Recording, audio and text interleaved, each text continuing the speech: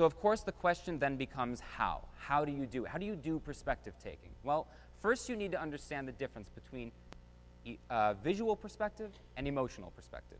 Magicians traditionally deal with visual perspective. We need to know literally what the trick looks like to the audience. So we practice in front of mirrors, we film ourselves and watch it back, but relationships are primarily about emotional perspective. How is somebody feeling about our interaction?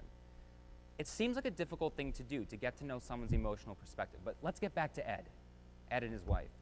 The relevant question for Ed was, what would magic feel like to someone who is blind? I didn't want Ed to feel tricked. That was important to me. I don't know, but I have to imagine if you're blind, you could be tricked by anybody at any time. So I didn't want Ed to feel tricked. I wanted him to feel magic. I wanted him to be magical. And his wife, this woman who spends her life looking out for him, I wanted her to see him in that light and for them to share in that experience together. So if you want to get to know someone's emotional perspective, one of the simplest ways to do it, ask. Ask questions. Too often we're afraid to ask people questions because we feel like it will be rude or somehow they won't want to answer, but we underestimate people's willingness to answer our questions. Before the trick I asked Ed, have you always been blind? He said yes. To me, that was crucial, relevant information.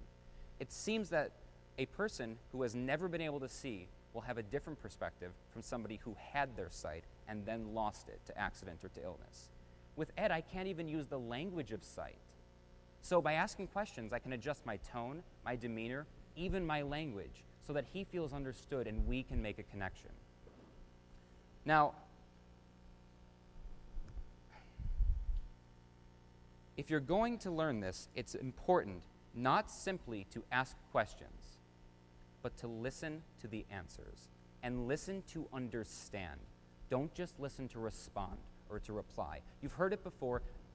This is where I went wrong most in my life, I think.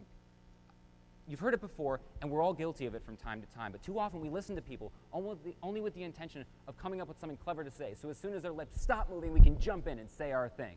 We've all done it, we're all guilty of it, but I did this especially badly, and I think to the detriment of my relationships. Have you ever asked for somebody's name and instantly forgotten what it was? You know why we forget people's names? Because while they're telling us their name, we're thinking about how we're going to say ours. First name, last name, Mr. Miller, Brian, put out your hand. We're not listening. We're on our end of the conversation only. So you can start to learn this technique.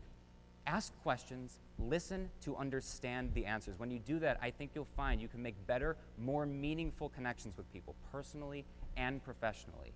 It drastically improved my life, and I really believe it can improve yours.